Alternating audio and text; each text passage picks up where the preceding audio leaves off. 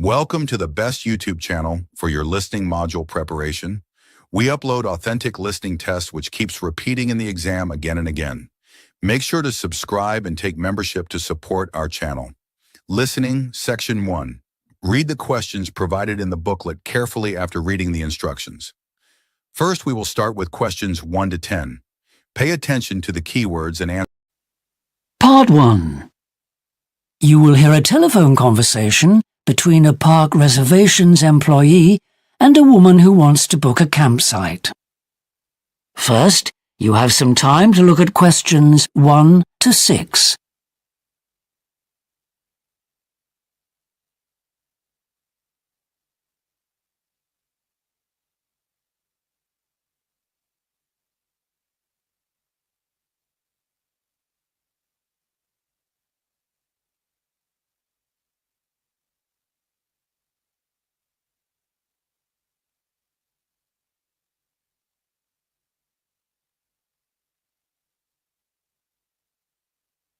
Now listen carefully and answer questions 1 to 6.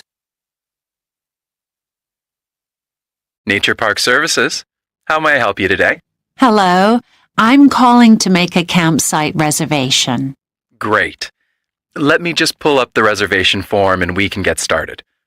Okay. First, could I get your name? Sure, it's Sandra Kemp. All right, Ms. Kemp. I can make reservations for the Northern, Central, and Southern California parks. Which region will you be traveling to? Is Mount Laguna in the central or southern region? Is that where you're going? Yes. That's Southern. Do you know which campground? Actually, I was hoping you could help me with that. I've read a lot about 2 different campgrounds, Sunrise and Mountain, but I can't decide. Mountain Campground has many hiking trails close by. But then again, Sunrise Campground is next to the lake, and my husband loves to fish. They're both really beautiful spots. I guess it depends on when you're going. Really? Well, we're going in April. The thing is, fishing at Sunrise Campground is only allowed from June to September, so I suggest Mountain. Okay, then. That makes it easy. So we've selected the campground, so now we need to think about which sort of site. There are different options. You can stay at a cabin, a tent, or a recreational vehicle campsite. Which type of site offers the most peace and quiet? A tent site would be your best bet. That sounds good to me. So, if you've read about the park, you probably know that some vehicles aren't suitable for the park roads. Cars tend to get stuck when it rains. If you have a truck, you won't have any trouble. Luckily, we do. We'll be driving that instead of our car. I hope we don't get any rain, but I'd rather be safe than sorry. Perfect. I'll just need to get your license plate number.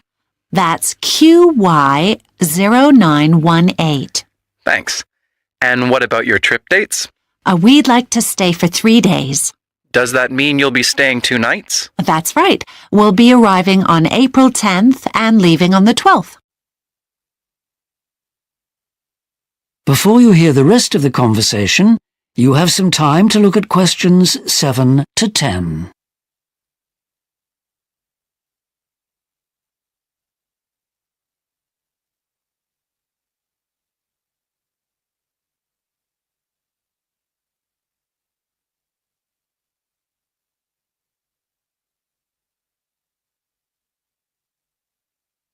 Now listen and answer questions 7 to 10.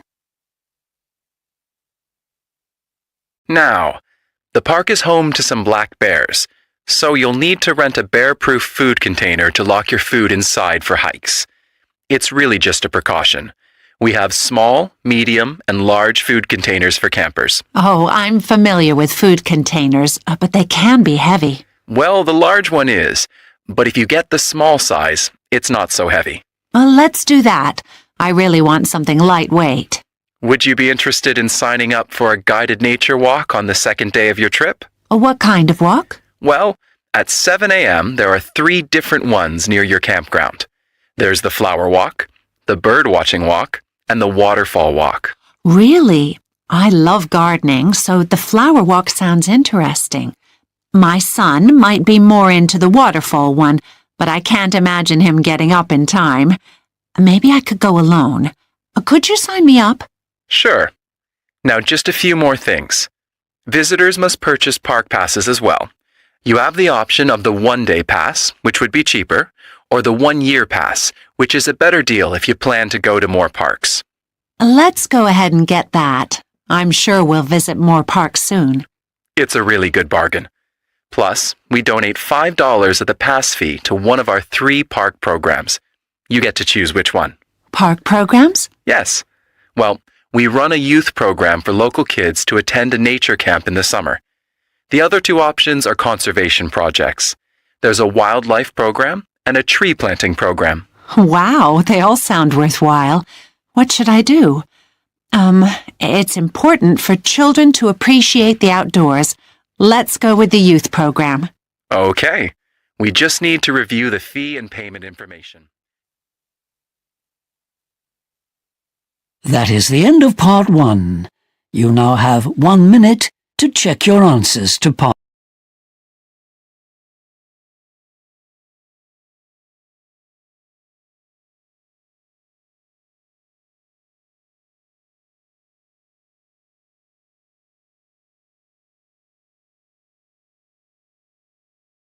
Listening Section 2. Answer the questions carefully after reading the instructions. Now we will start with questions 11 to 20. Pay attention to the keywords and answer accordingly. Part 2. You will hear a radio talk by the director of a theater called the Citadel. First, you have some time to look at questions 11 to 16.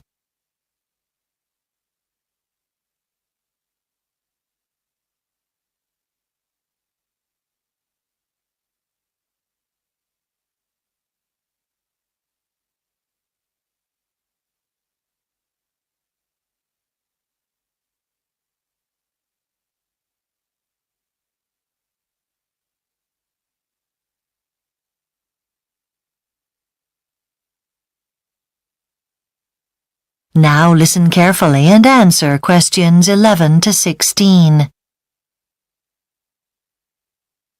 Today we're pleased to welcome Jan Beamish, who's the director of the Citadel Theatre.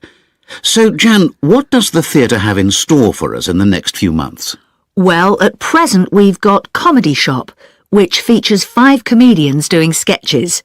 It's very popular because some of the people watching the show have the chance to come and join in the sketches. It's had excellent reviews. Then, after that, there's a new play called Seekers. This is a very beautiful story about childhood, featuring Abigail Garrick, who's one of the country's top actors. But sadly, there are no more tickets left for any of the performances. We're also putting on The Hidden Box, which is a delightful fantasy about a search for lost treasure. It goes down very well with youngsters, particularly preschool, and actually the whole family will enjoy it too. There are still quite a number of tickets left for afternoon performances. For 1 week only, we've been lucky enough to secure Night Shift, a fascinating new play based on the diary kept by a factory owner in the 19th century. It's quite a disturbing piece with some violent scenes, so it could be upsetting for some people, but it's certainly well worth seeing if you want to get a new perspective on the industry that built up our town. Next month sees the start of a production called John Dory, a light-hearted show based on stories from the local area. Surprisingly, perhaps, it's played to packed houses in other countries in recent months. Even though the audiences knew nothing about the area, they responded to the humour and warmth of the characters. And finally, I mustn't forget Vital Signs. You may well have seen this at the cinema where it won awards both in Britain and in the US, but this new stage version really brings to life the moving true story of a struggling young singer trying to find success. Before you hear the rest of the talk, you have some time to look at questions 17 to 20.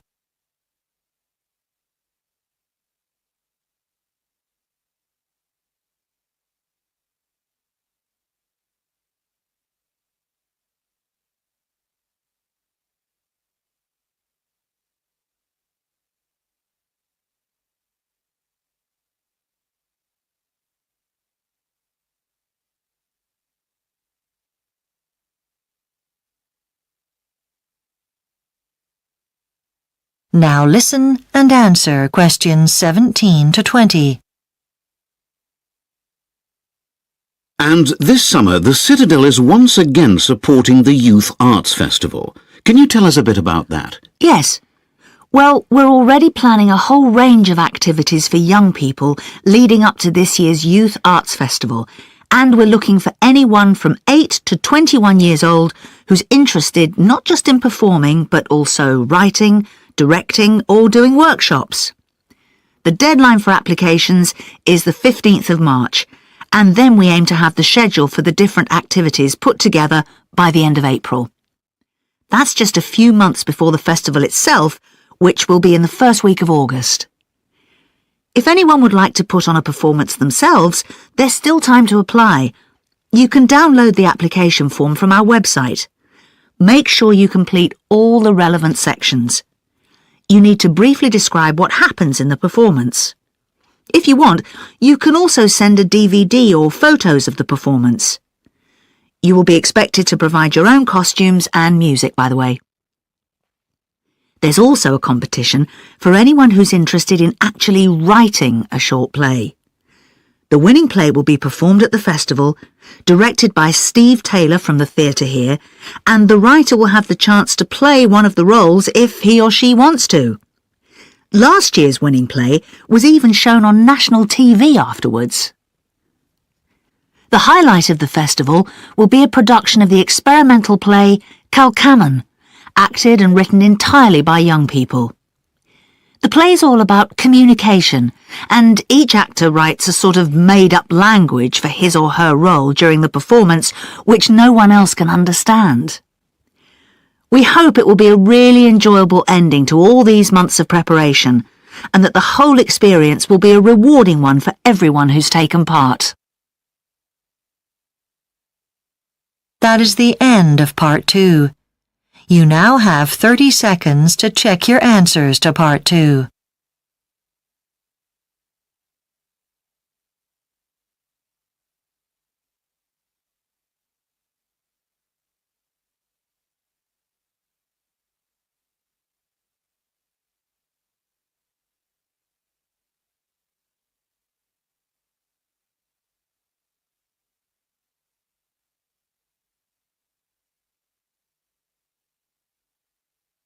Listening Section 3.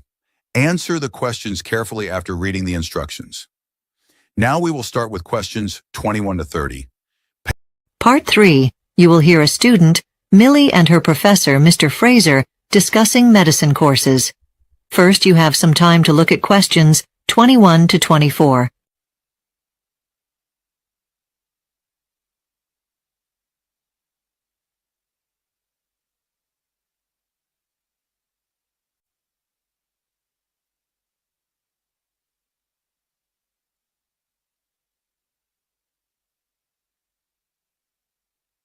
Now listen carefully and answer questions 21 to 24. So, Millie, you've scored very highly in your exams this year. You won't have any trouble being accepted into any course you choose. The most popular course available is clinical nursing. Will you choose that one? No, Professor Fraser. I've thought about nursing, but I have decided against it. May I ask why? With your skills, you could excel. I'm concerned about the difficulty of the course. Apparently, it's not easy to get the diploma. Since I may not be able to complete the assignments, I feel apprehensive about starting a course I might not finish. It's a shame you feel that way, but you have other options available. Have you thought about the surgical operation course? Biology is a prerequisite for that course. I haven't taken that course yet, so I probably won't be accepted. This year, we're offering some other alternatives during summer school. If you complete these courses over the semester break, you may have a chance. They are not that difficult. I'm not willing to put in the effort it requires. Honestly speaking, I'm more interested in the personal interaction side of medicine. Are there any relevant courses I could apply for? Certainly, sociology is beneficial, especially if you wish to further your studies in pediatric care. During the class, you will have the opportunity to work with people of all ages, but in particular, young ones. What career prospects are there for me once I've completed the course? Believe it or not, many students who complete the sociology studies go on to work in a different field.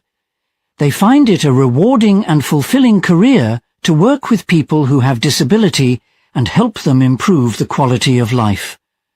I see. That sounds great. Thank you. Before you hear the rest of the discussion, you have some time to look at questions 25 to 30.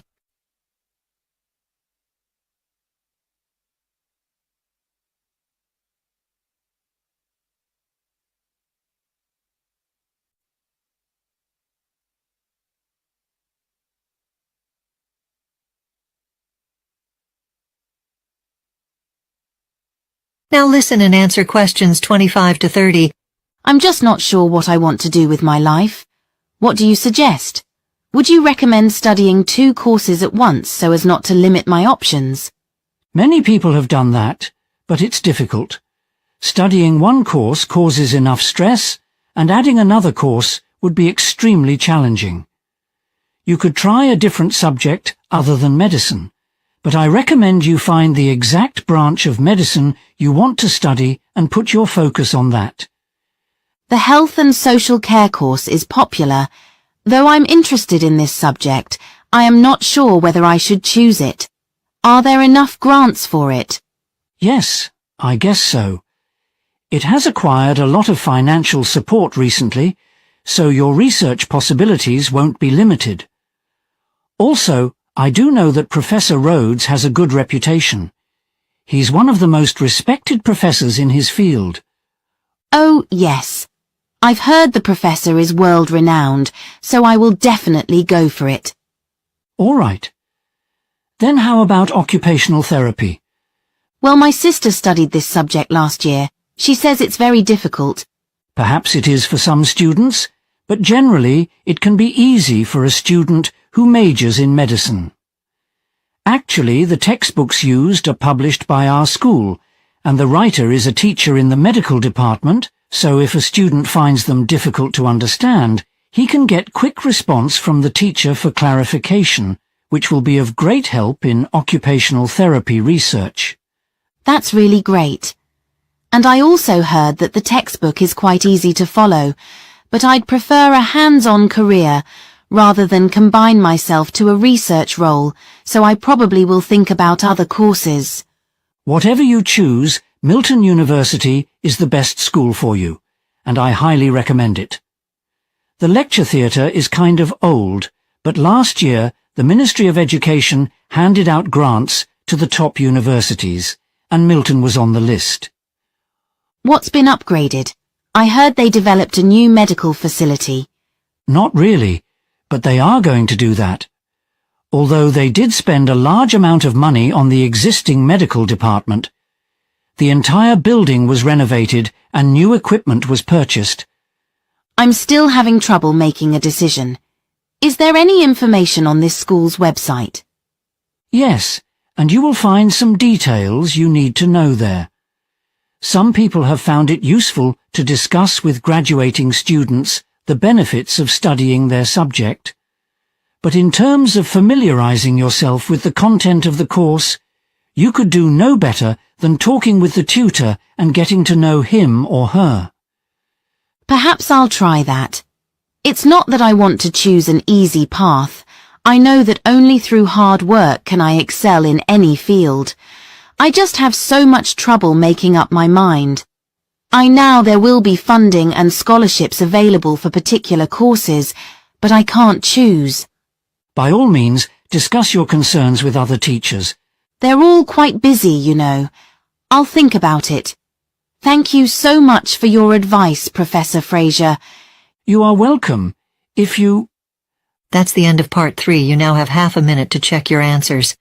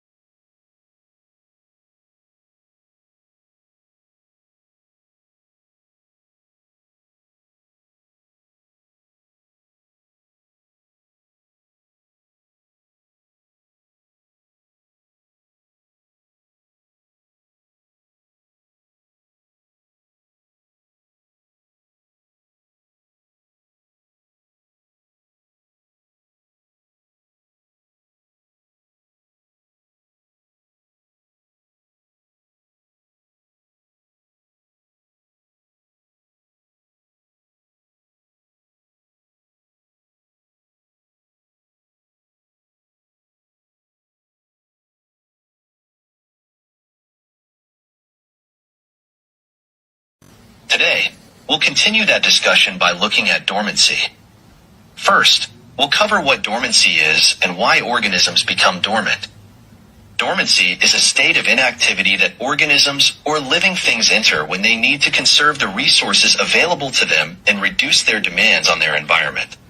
Most major groups of plants and animals have some representatives that can become dormant. What is the value of dormancy?